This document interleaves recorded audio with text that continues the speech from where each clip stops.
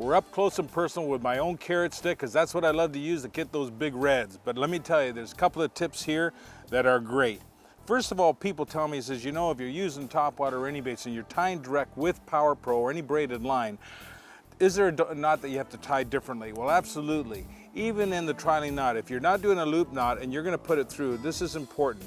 I'm taking it through the hole,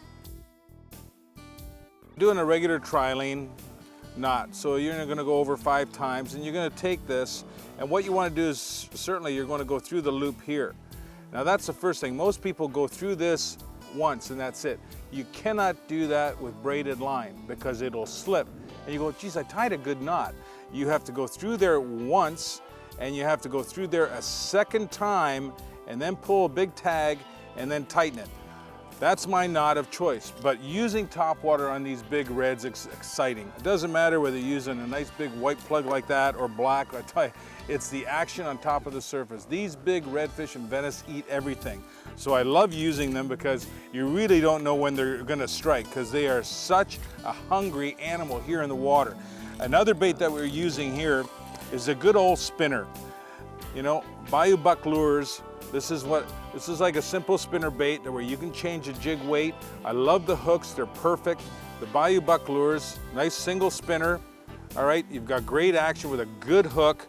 Variety of grubs that work, this one and this one that worked really well. So this one here is a particular one which is weighted, so this is gonna come down a bit. You can run that deep and just flutter it down. You can stop and let it flutter all the way down when a fish, or you think you have a fish nearby, or you can bring it up in the surface and let that blade actually gurgle the top of the water, almost like a buzz bait. So these work really well. Another one is this inline spinner, like this, same company, and there it is there. Now the weight is over here, but you don't have a bent shaft. You have a single shaft, and that blade just spins on its own.